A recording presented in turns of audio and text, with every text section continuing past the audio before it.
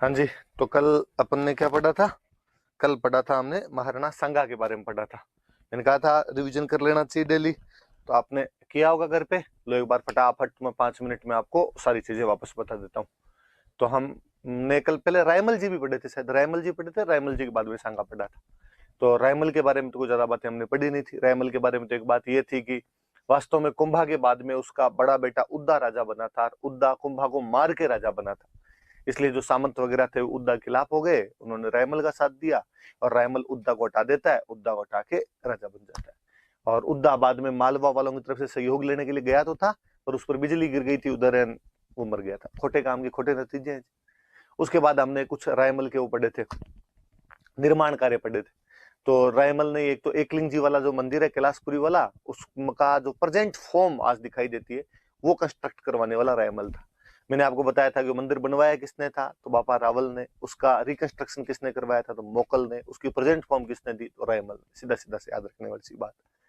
फिर इसके बाद में हमने और पढ़ा था कि रायमल ने एक चित्तौड़ के अंदर एक मंदिर बनवाया था, अद्भुत जी का मंदिर कहा जाता है। शिव जी का मंदिर है वैसे तो, लेकिन अद्भुत प्रतिमा है थोड़ी सी, इसलिए अद्भुत जी का मंदिर। और अपने लोकल भाषा वालों ने उसको बोलना शुरू कर दिया, अद्भुत जी का मंदिर बोलना शुरू कर दिया। मैंने और कहा था कि अद्भुत जी के मंदिर ये तीन है। एक तो नागदा के अंदर एक जैन मंदिर है शांतिनाथ जी महाराज का, उसको अद्भुत जी का मंदिर कहते हैं।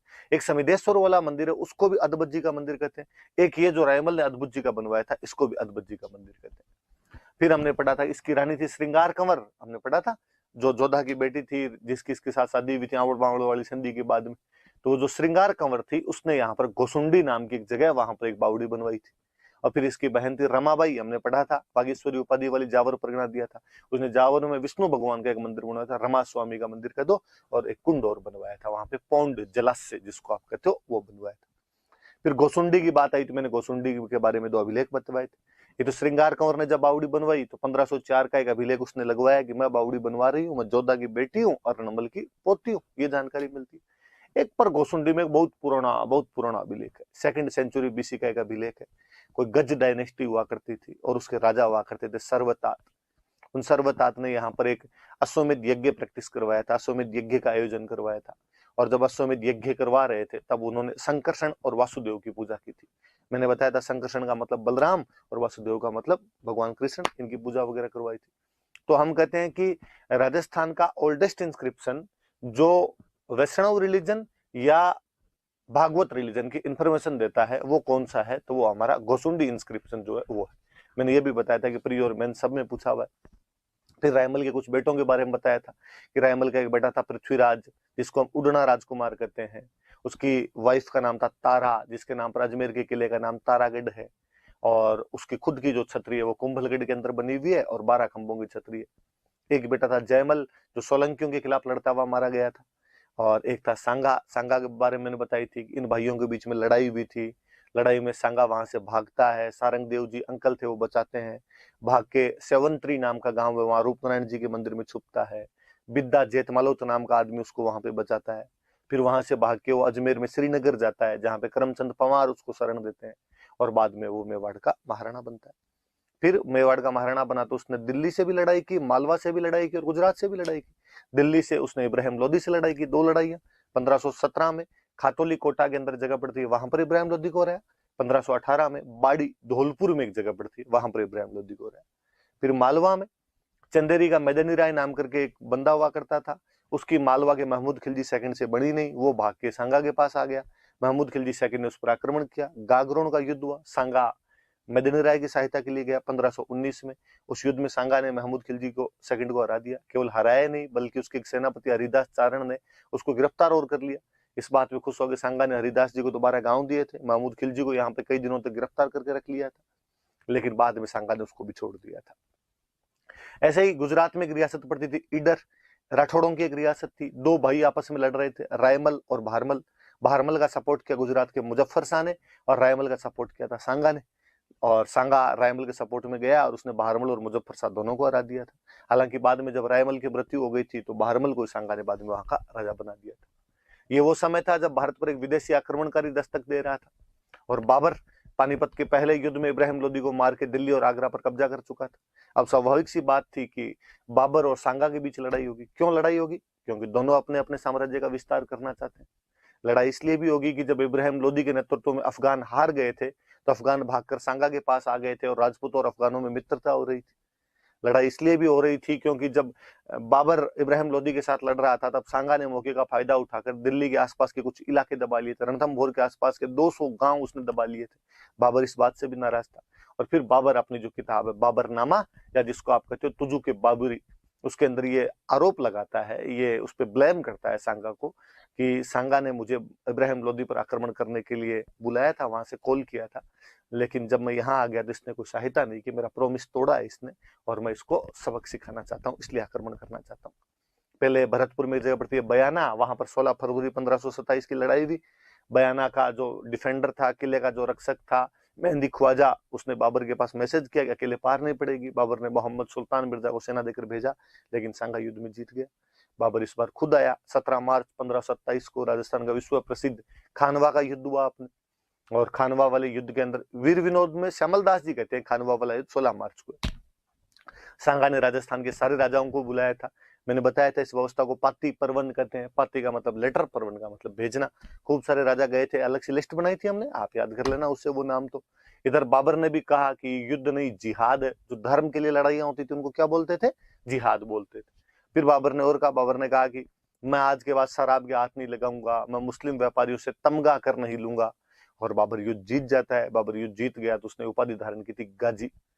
बाबर युद्ध जीत गया, सांगा घायल हो गया युद्ध के अंदर। सांगा के घायल होने पर युद्ध को लीड किया था झाला अज्जा ने, सादड़ी का झाला अज्जा था, उसने युद्ध को लीड किया था। घायल सांगा को लेके आए थे बसवा, दौसा में जगह, इलाज किया। फिर सांगा यहाँ से चंदेरी के मदनी राय की सहायता के लिए बढ़ा। इरीच नाम के गांव में यूपी में उसको जहर दे दिया गया। कालपी नाम के गांव में यूपी में उसकी डेथ हो गई। और मांडलगढ़ के अंदर भीलवाड़ा में अपने सांगा की छतरी बनी हुई। बात यह आई कि सांगा युद्ध के अंदर क्यों हार गया था, क्योंकि जो सांगा की सेना थी उसमें लैक ऑफ यूनिटी थी, एकता की कमी थी। उसकी जो आर्मी थी वो अलग अलग कमांडर इन चीफ के लीडरशिप में लड़ रही थी। एक कारण ये था कि बाबर के पास में कैनन्स थी, तोपें थी, और भारत वालों को तोपों के खिलाफ युद्ध नहीं करने आते थे। बाबर के लड़ने का तरीका वो एक अलग था, तुलगुमा पद्धति, फ्लैंकिंग मूवमेंट, जिसमें 3 तरफ से घेर के मारा करते थे। बयाना के बाद में 1 महीने का टाइम मिल गया था बाबर को तैयारी करने का। सांगा हाथों हाथ आक्रमण करता तो चांसेस ज्यादा बनते थे। सांगा घायल था, कहते हैं 80 घाव लगे हुए थे उसके तन पे। सैनिकों का भगनाव से ऐसी कहा जाता उस आदमी को। फिर भी वो युद्ध के अंदर उतर गया था, उसे खुद युद्ध के मैदान में नहीं जाना था। फिर जब युद्ध में उसकी स्थिति थोड़ी डावाडोल हुई तो उसके कुछ साथी जैसे रायसीन का सलहदी तंवर और नागौर के खानजादे मुस्लिम जाके बाबर से बीच में मिल गए थे। फिर मैंने 2 कारण हमेशा के लिए बताए थे आपको कि बाहर वाले जो राजा आते थे, मुस्लिम जो राजा थे, वो घोड़ों से युद्ध करते, अपने वाले हाथी से करते। घोड़ा युद्ध में ज्यादा असरकारक होता है। मुगलों के जो हथियार थे वो राजपूतों की अपेक्षा थोड़े लाइट हुआ करते थे, इस वजह से भी अच्छी लड़ाई कर पाते थे। चलो कोई बात नहीं, हार गए तो क्या रिजल्ट रहे, बाद में क्या परिणाम निकले, कॉन्सिक्वेंस क्या हुए इसके, क्या इंपॉर्टेंस है इस युद्ध की? इंपॉर्टेंस ये है कि खानवा अंतिम युद्ध है, लास्ट बैटल है, जिसमें राजपूत यूनिटी दिखाई देती। इसके बाद राजपूतों में ऐसे यूनिटी दोबारा कभी भी दिखाई नहीं दी। सांगा अंतिम राजपूत राजा है, अंतिम राजपूत रूलर है जो दिल्ली को चैलेंज करता है। उसके बाद डायरेक्टली दिल्ली को चैलेंज कोई भी राजपूत किंग तो नहीं कर पाया था। इस युद्ध ने जो राजपूतों की स्ट्रेटेजिक वीकनेस थी वो रिवील कर दी थी। उनकी सामरिक कमजोरियां सबको पता चल गई थी कि इनके पास में बारूद का ज्ञान नहीं है, इनको ये अभी भी हाथियों से लड़ते हैं, अभी भी इनके पास भारी हथियार है, सेना अलग अलग सेनापतियों के नेतृत्व में लड़ती है, राजा मर जाता है तो ये बाकी की सेना भाग जाती है। खूब सारी उनकी कमजोरियां पता चली थी। फिर सांगा एक बड़ा हिंदू राजा था। सांगा जब बड़ा हिंदू राजा नहीं बचा उसके बाद में, तो हिंदू आर्ट एंड कल्चर जो थी वो डिक्लाइन हुई, कहीं ना कहीं उसको नुकसान पहुंचा था उसके बाद।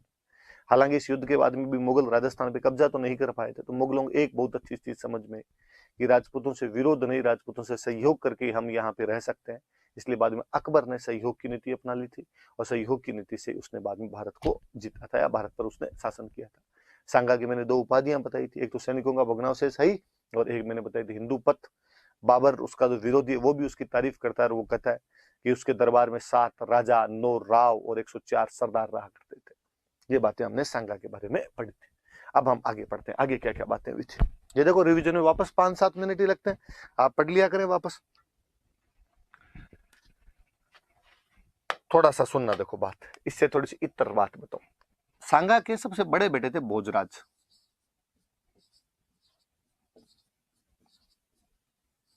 सांगा के जीवन काल में इनकी डेथ हो गई थी।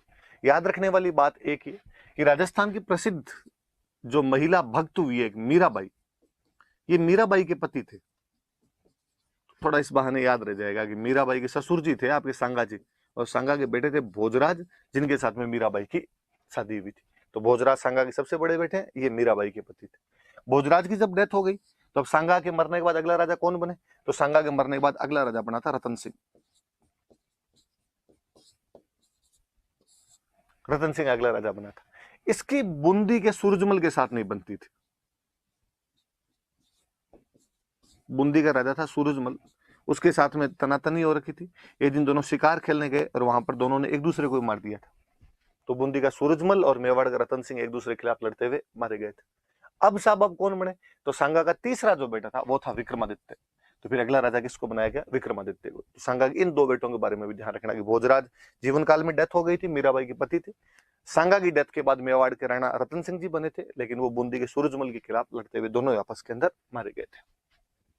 अब सांगा के एक रानी हुआ करते थे कर्मावती, बूंदी की हाड़ी रानी थे, बूंदी की थी। बूंदी में हाड़ा चौहान थे, तो बूंदी वालों की जो लड़कियां होती उनको हम कहते हाड़ी रानी। और इसके दो बेटे हुए थे, एक तो ये विक्रमादित्य और एक बेटे का नाम था उदय सिंह।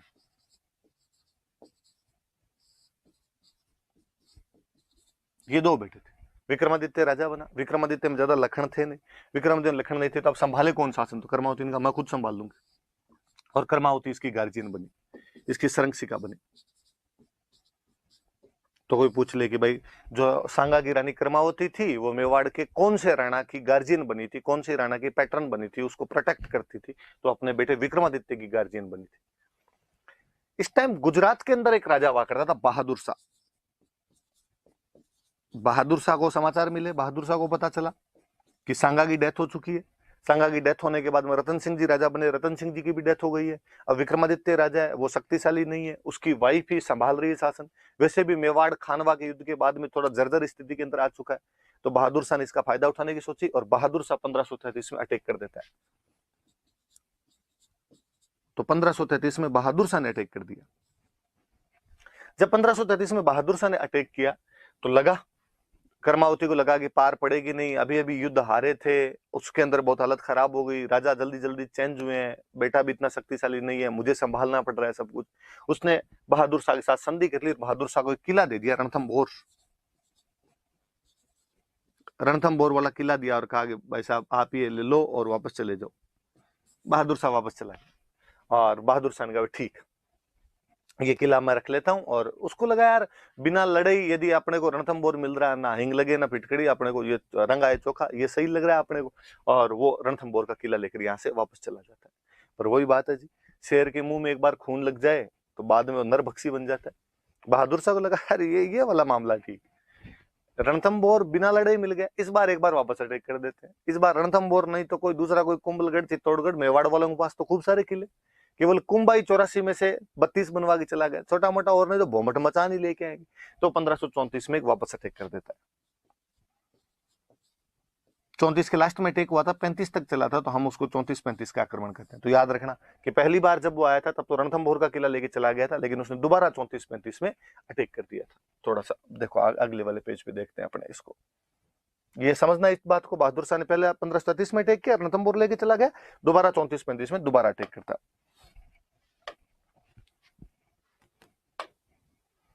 पढ़ेंगे देखो इसके बारे में अपने।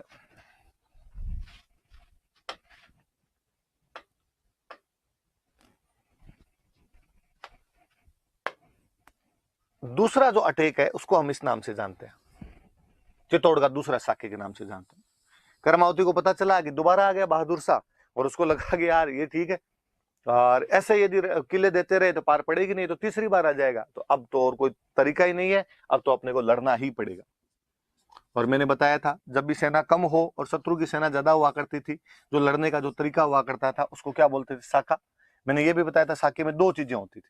साकर में महिलाएं करती थी जोहर, फायर बात कर लिया करती थी, अग्नि स्नान कर लिया करती थी, अग्नि में बैठ के जल जाया करती थी कि नहीं हमारे कोई भी दुश्मन है वो हाथ नहीं लगा सकता। अपने आन बान की रक्षा के लिए, अपने सतीत्व की रक्षा के लिए महिलाओं द्वारा जो अग्नि स्नान किया जाता था उसको क्या बोलते थे? जोहर किया जाता था। वरना यदि आपके घर वाले सब मर गए तो दुश्मन आपको उठा के ले जाएगा और सेक्स स्लेव की तरह रहना पड़ता है। इससे अच्छा उनको लगता था कि नहीं, हम हमारी जो प्रतिष्ठा है, हमारी जो मर्यादा, उसकी रक्षा कर लेंगे और हम इससे पहले जोहर कर लेती। और जब वो जोहर कर लेती, अब पुरुष हालांकि थोड़े से हुआ करते थे, लेकिन अब जब महिलाएं मरी गई तो उसके बाद में सारे पुरुष जितने भी होते थे वो केसरिए कपड़े पहनते, केसरिए कपड़े पहनकर बाहर लड़ने के लिए जाते। और अब एकमात्र उद्देश्य होता था कि दुश्मन को अधिक से अधिक कितना नुकसान पहुंचा सकते। तो पुरुष क्या करते थे? केसरिया।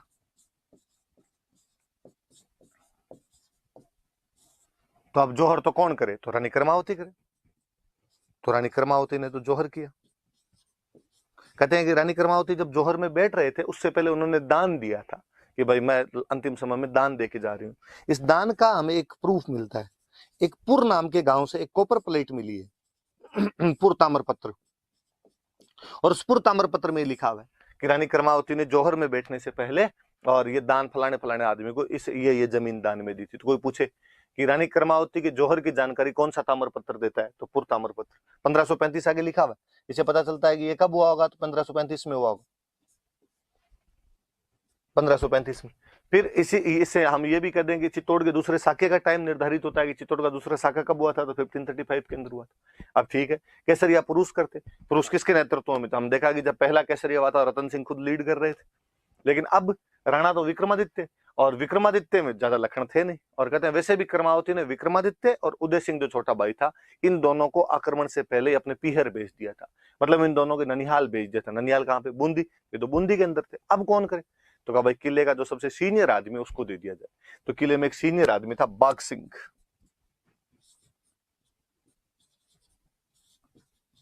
आज जिसको अपने प्रतापगढ़ कहते हैं, यहाँ का नाम पुराना नाम हुआ करता था देवलिया। तो देवलिया का सामंत हुआ करता था, देवलिया का राजा हुआ करता था बाघ सिंह। और कहा बाघ सिंह जी आप सीनियर हो। बाघ सिंह इससे पहले खानवा वाले युद्ध में भी भाग ले चुका था, पर खानवा वाले युद्ध में जिंदा रह गया था। तो कहा एक बार फिर आपको देश के लिए लड़ने का, देश के लिए मरने का मौका मिल रहा है। बाघ सिंह का था पक्का, मैं लड़ूंगा देश के लिए, चिंता ही मत करो। और बाघ सिंह जी लड़ते हैं। उनको अब मैंने एक दिन पहले बात बताई थी, मेवाड़ के राजाओं क्या बोलते थे? दीवान बोलते थे। और अब इस दिन राजा की जगह लीड करने के लिए कौन जा रहा है? बाघ सिंह जा रहा है। तो बाघ सिंह का नाम पड़ गया था देवलिया दीवान। तो याद रखना, इस बाघ सिंह को देवलिया दीवान कहा जाता है। देवलिया का मतलब प्रतापगढ़ है। देवलिया का मतलब क्या है? आज जिसको अपने प्रतापगढ़ कहते हैं वो है। शानदार बहादुरी से लड़ता है। हालांकि केसरिया का मतलब भी होता था कि सब लड़ते हुए मारे जाते थे। चित्तौड़ के किले के अंदर एक दरवाजा बना हुआ है पांडु पोल, उस पांडु पोल पे लड़ता हुआ मारा गया था। तो वहां पर इसकी छतरी वगैरह बनी हुई है, बाघ सिंह की छतरी वगैरह बनी हुई है। और यहाँ पर बहादुर शाह जो है वो कब्जा कर लेता है। अब छोटी क्लासों में यदि आपने कभी एक कहानी सुनी हो, वो कहानी इसी से जुड़ी हुई है कि जब कर्मावती पर ये दोबारा हमला किया था बहादुर शाह ने, कर्मावती को लगा अकेले पार नहीं पड़ेगी, तो कर्मावती ने एक मुगल बादशाह को राखी भेजी थी, और राखी भेज के सहायता मांगी थी अपने लिए। वो मुगल बादशाह कौन? तो आपने सबने पढ़ा छोटी क्लासों में, हुमायूं। हुमायूं मुगल बादशाह था, और हुमायूं को उसने राखी भेज के सहायता मांगी थी। हुमायूं उस समय ग्वालियर के आसपास था। हुमायूं वहां से चला, हुमायूं को लगा कि अच्छा बहादुर शाह ने आक्रमण किया। अब बहादुर शाह कौन? तो बहादुर शाह गुजरात का राजा है। पर कहते हैं बहादुर शाह ने उस टाइम मालवा पे भी कब्जा कर रखा था। मालवा भी बहादुर शाह का और गुजरात भी बहादुर शाह। तो कहते हैं मध्य प्रदेश में उधर हुमायूं बैठा हुआ था, और मालवा मध्य प्रदेश में पड़ता है। तो हुमायूं ने सोचा क्यों ना पहले मैं मालवा पर अटैक कर दूं, क्योंकि बहादुर शाह तो इस समय चित्तौड़ के अंदर बिजी हो रखा है, और चित्तौड़ वो पहुंच नहीं सकता था टाइम पे। तो हुमायूं चित्तौड़ टाइम पे आ ही नहीं सका था, कर्मावती उससे पहले जोहर करना पड़ गया था उसे। तो हुमायूं मालवा पे अटैक करता है। हालांकि कहते हैं कि बहादुर शाह मालवा बचाने के लिए जाता है, चित्तौड़ पर कब्जा करके फिर वो मालवा बचाने के लिए जाता है। लेकिन जब उसे लगा कि मेरी यहाँ से पार नहीं पड़ेगी, तो वो वहां से भाग गया, और इधर दमन दीव जो पड़ते हैं अपने, इधर दमन दीव की तरफ चला गया था। ये वाला एरिया भी उसी के कब्जे में। उस समय पुर्तगालियों के और उसके बीच में टसल चल रही थी। गुजरात के पास में वो एरिया पड़ते हैं, और वहां पर वो पुर्तगालियों के साथ में कोई संधि करने के लिए गया था, और पुर्तगालियों ने उसको उधर अरब सागर के अंदर ही फेंक दिया था। नाव में बिठा के समझौता करने के लिए लेके गए थे, और उसके अंदर फेंक दिया गया था। तो बहादुर शाह उधर मर गया। जो बहादुर शाह मर गया, तो जो इधर बहादुर शाह कब्जा किए हुए लोग बैठे थे, चित्तौड़ वालों को जैसे पता चला कि बहादुर शाह मर गया, जो भी बचे हुए थे उन्होंने उन पर हमला किया, वो और भाग गए। तो फाइनली वापस चित्तौड़ इनके गुहिलों के कब्जे में आ गया था, या जिनका था उनके कब्जे में आ गया था। तो हुमायूं वाली बात भी याद रखना कि कौन सी रानी थी जिसने राखी भेज के सहायता मांगी थी? तो रानी कर्मावती थी। किसकी रानी थी? तो सांगा की रानी थी। किसने अटैक किया था? तो बहादुर शाह ने अटैक किया था। बहादुर शाह कहाँ का था? तो बहादुर शाह गुजरात का था। और देखो विडंबना, देखो इतिहास की। कहते हैं किसी टाइम इस बहादुर शाह को जब गुजरात में इसकी अपने भाइयों से लड़ाई चल रही थी, तो सांगा ने शरण दी थी, और ये सांगा के दरबार में यहाँ खूब दिन तक रह के गया था। और एक बार तो कहते हैं कि इसने कोई गलती कर दी थी, यहाँ मेवाड़ में किसी एक बंदे को मार दिया था। तो सांगा की जो माता थी उसने बचाया और था, कि नहीं नहीं आप बहादुर शाह के साथ ऐसे नहीं कर सकते, हमारे पास आया हुआ है, हमारे शरण के अंदर आया हुआ है। और वही जो आदमी था बाद में मेवाड़ पर अटैक करता है, मेवाड़ वालों पे कब्जे कर लेता है। तो उदारता जो होती है ये भी कई बार आपको भारी पड़ जाती है। कहते हैं कि बहादुर शाह को किसी एक शेख ने भविष्यवाणी की थी कि जिस दिन चित्तौड़ का नाश होगा उसी दिन तेरा भी नाश हो जाएगा। दोनों एक बात हुई। चित्तौड़ पर उसने कब्जा किया था, लेकिन थोड़े दिनों बाद में वो खुद भी मर गया था। तो शेख की बातें भी कहते हैं सही भी थी। तो ये जो था ये अपना चित्तौड़ का दूसरा शाखा था, 1535 में हुआ था। रानी कर्मावती के नेतृत्व में जौहर हुआ था, इसकी जानकारी हमें पुरताम्र पत्र से मिलती है। देवलिया वाले बाघ सिंह के नेतृत्व में केसरिया किया गया। देवलिया को आजकल हम प्रतापगढ़ कहते हैं। बाघ सिंह पहले खानवा युद्ध में भी भाग ले चुके थे, और बाघ सिंह को बाद में देवलिया दीवान बोलने लगे, और पांडुपोल पे लड़ते हुए चित्तौड़गढ़ के किले में वो मारे गए थे। बहादुर शाह ने यहाँ पे कब्जा कर लिया, लेकिन जब हुमायूं ने मालवा पर कब्जा किया, बहादुर शाह उधर मालवा गया, फिर मालवा से दमन दीव की तरफ गया, पुर्तगालियों से लड़ता वहां पर मारा गया था। ठीक है, ये तो हो गया। लेकिन अब इतने दिन शासन कौन संभालती थी? रानी कर्मावती। अब शासन कौन संभाले? विक्रमादित्य में तो अभी भी ढंग के लक्षण नहीं थे। फिर मेवाड़ वालों ने एक नए बंदे को पकड़ा, बनवीर। हमने पढ़ा विक्रमादित्य कौन है? विक्रमादित्य सांगा का बेटा है। सांगा का एक भाई था पृथ्वीराज, जिसको हम फ्लाइंग प्रिंस कहते हैं, उड़ना राजकुमार कहते हैं। उसकी दासी का एक बेटा था बनवीर। तो ये उड़ना राजकुमार पृथ्वीराज की दासी का बेटा था। जो फ्लाइंग प्रिंस था, उड़ना राजकुमार पृथ्वीराज, उसका दासी पुत्र था।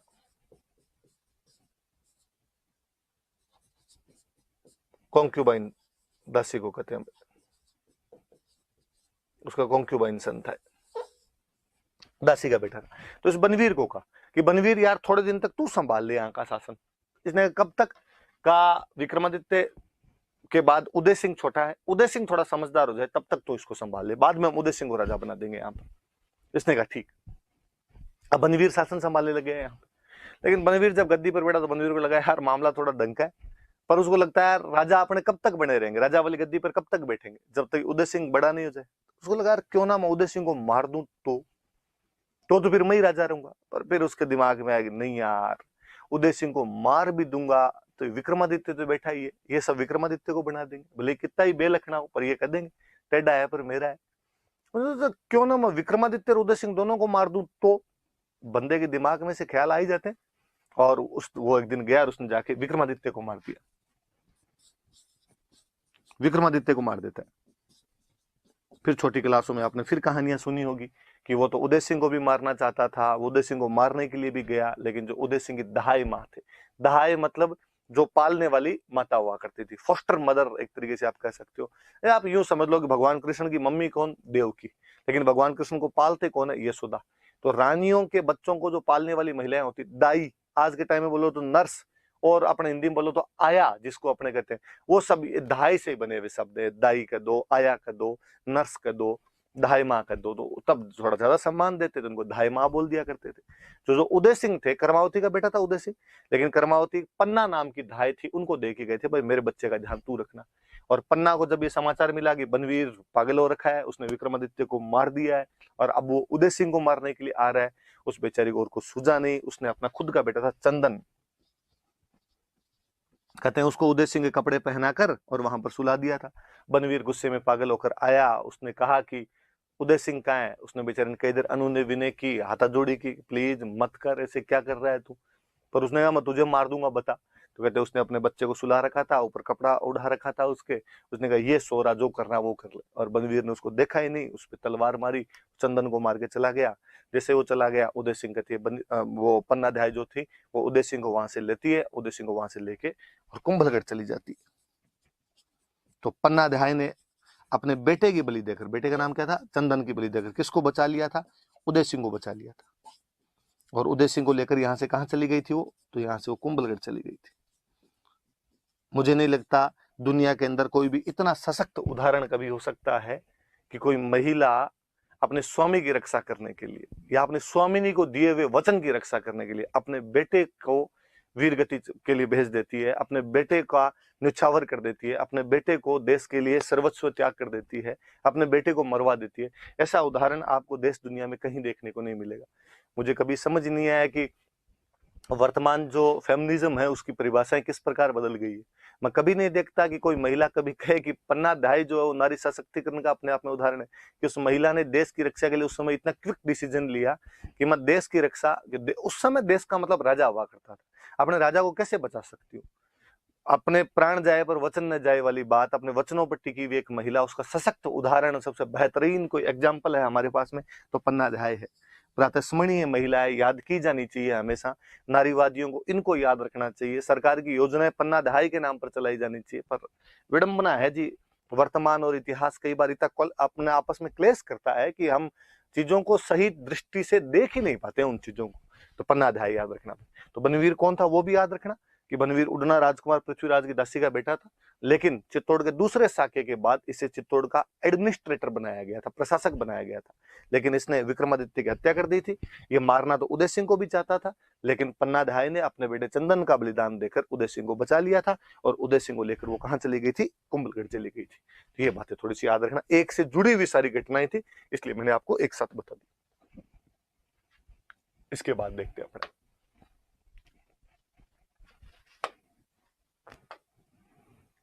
उदय सिंह, देखते हैं। देखो उदय सिंह में क्या क्या चीजें। अब कहते हैं कि भाई उदय सिंह, कई दिन तक तो उदय सिंह वहां कुंभलगढ़ के किले के अंदर पन्ना अध्याय लेके गई। वहां कुंभलगढ़ के किले का जो किलेदार था उसका नाम था आशा देवपुरा। देवपुरा जाति होती है भाई, आशा नाम था, पुरुष है भाई, ध्यान रखना, महिला नहीं।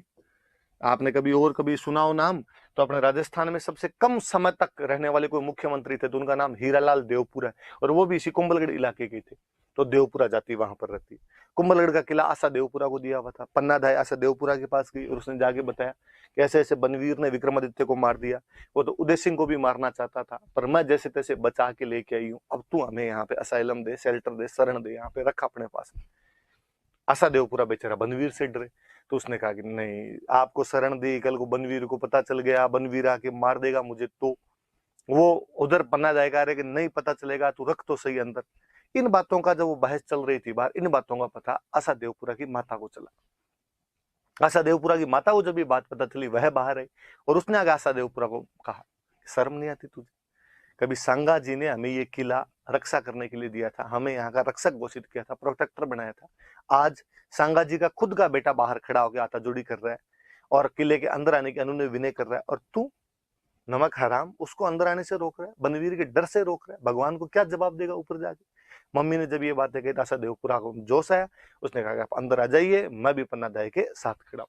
तो बाद में पन्ना अध्याय और उदय सिंह को कुंभलगढ़ के किले में शरण कौन देता है, उनको अपने पास रखता कौन है, तो नाम ध्यान रखना भाई, कौन रखता है उनको अपने पास? आशा देवपुरा। कौन से किले में रखता है? तो कुंभलगढ़ के किले के अंदर उनको अपने पास में रखता है। कई दिन तक तो यहाँ चुपचाप बैठे रहे, किसी को बताया नहीं कि कहाँ रह रहे हैं, कहाँ नहीं रह रहे हैं। थोड़े दिनों में जब स्थितियां सामान्य हुई, तो कहते हैं कि पन्ना अध्याय ने, आशा देवपुरा ने, इन्होंने मेवाड़ के जो सामंत थे, मैंने बताया ना 16 प्रमुख सामंत थे, इनमें सलुम्बर वाले मुख्य हुआ करते थे, इनको बुलाया, इनको बुलाकर, तुम कहाँ बनवीर के नीचे बैठे हो? सांगा जी का बेटा जिंदा है। लोगों ने कहा मजाक मत करो, सांगा के तो बेटे थे वो तो मर गए, भोजराज जी पहले ही मर गए थे। उसके बाद में आपके रतन सिंह बूंदी वाले सूरजमल वाली लड़ाई के अंदर मर गए। विक्रमादित्य और उदय सिंह को बनवीर ने मार दिया। कह रहा है उदय सिंह नहीं मरा है, तो उदय सिंह का है, उदय सिंह ये रहा। तो वहां पर उस दिन कौन मरा था? तो वहां पे चंदन मरा था। अब उदय सिंह ज्यादातर अपने ननिहाल रहा था, इसलिए लोगों ने देखा भी नहीं था। लोगों का क्या पता पन्ना अध्याय झूठ बोल रही हो और इसने वहां पे उदय सिंह को मरवा दिया और अपने बेटे चंदन के लिए कह रही हो ये उदय सिंह। हो भी सकता है, धोखाधड़ियां होती भी थी। तो अब क्या किया जाए? तो कहा कि इसके ननिहाल वालों को बुलाओ, बूंदी वालों को, वो पहचान ले। बूंदी वालों को बुलाया, बूंदी वालों ने कहा कि हाँ यार है तो हमारा भांजा, इतने दिन कहाँ छुपा हुआ था? फिर पता चला कि यही उदय सिंह है। तो बाद में मेवाड़ के सामंत इकट्ठे हुए और उन्होंने कहा कि हमारा राणा तो कौन होना चाहिए? उदय सिंह होना चाहिए। पर उधर अब बनवीर भी अब इतने टाइम से बना हुआ था तो उसने शक्तियां बटोर रखी थी। तो फिर बनवीर और उदय सिंह के बीच में लड़ाई हुई। जोधपुर का जो मालदेव था उसने कहते हैं कि इसमें उदय सिंह ने सपोर्ट किया था और बाद में उदय सिंह उसको हरा देता है बनवीर को और यहाँ पर राजा बन जाता है। बनवीर यहाँ से हार के कहते हैं भाग गया था। तो कौन सा युद्ध हुआ था वो अपने आगे लिखा है।